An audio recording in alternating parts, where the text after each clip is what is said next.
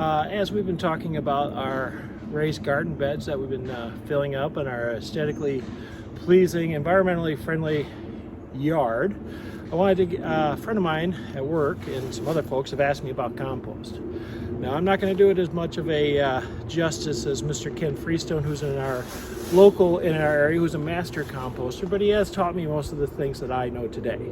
So I wanted to talk a little bit about this. As you can see behind me, they're just some pallets stacked on end and drilled together, or screwed together. So if you look, I have two open bins here, and then I got one closed bin. And the closed bin just has, I'll do a little thing, just kitchen scraps, pizza boxes, some other things, and I'll do a shoot closer up of what's in that one.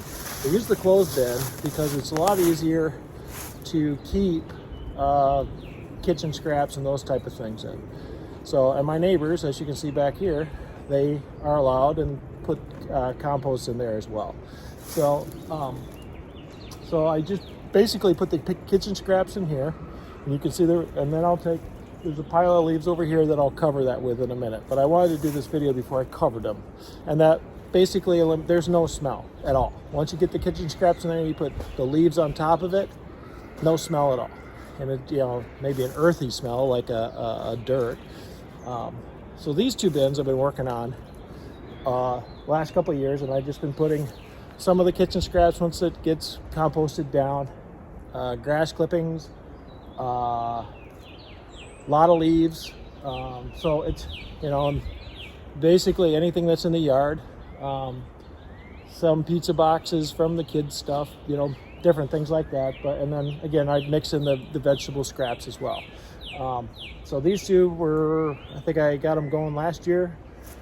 It's a spring on a beautiful West Michigan day, and we're taking that compost after last year. And I showed you on the other video, but it shows a nice, it's just, you can see little pieces of leaves and stuff that are in there, but it's mostly like a dirt now. It's fertilizer now. So, and that's what compost is. It's a fertilizer. It's not a dirt. It's not a soil.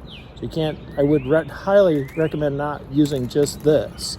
But I use this in the raised garden beds. I use this as a fertilizer for my lawn, where I'll spread it very thin along my lawn every spring, and it does better than, well, I know it does better than all the other fertilizers that I put on my yard. So I was asked, what do you put in it? So basically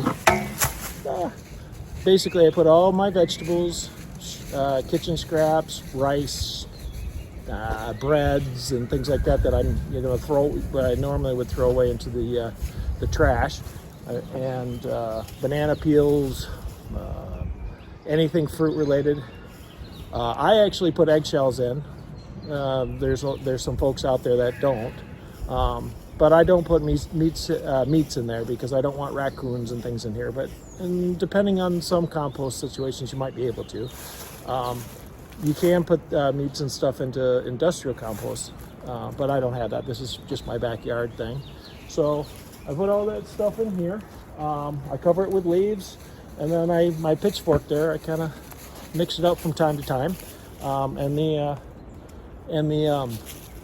it breaks down and creates this amazing fertilizer for my yard. My supervisor Joey here is making sure I'm doing a good job. Yeah, so again, it's an extremely simple process, something I don't have to buy, something I already have. I don't have to go to the store and spend gas and try to buy a fertilizer that's usually probably petroleum made. It works slower. It does break down and fertilizes the lawn over time. It isn't like a shock or anything else. It feeds the lawn, but it does. It breaks down over time. It gets green, so like it's May now.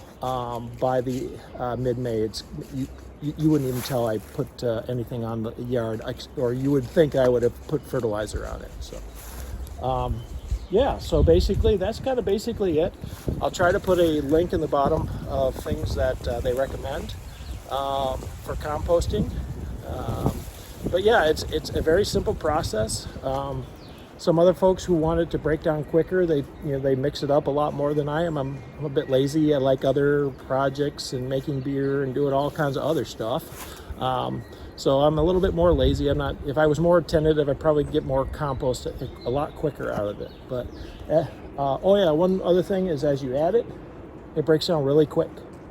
So you're constantly adding to the compost pile. You never really, it never really completely fills up. So, but yeah, I like sharing it with my neighbors. They use it in their gardens and stuff like that. To me, it's a community benefit. Just something that I like to do. I use what I can, and then I give the rest away for the most part. So yeah, so that's my basic compost setup and how I work it. And so yeah, so if you have any questions, feel free to put them in the comments, or some comments about maybe how you do it better. And if you get a chance, take a look at Ken Freestone's master composting video. I think it's on my page somewhere. So I would highly recommend it. He is a master composter. So thanks.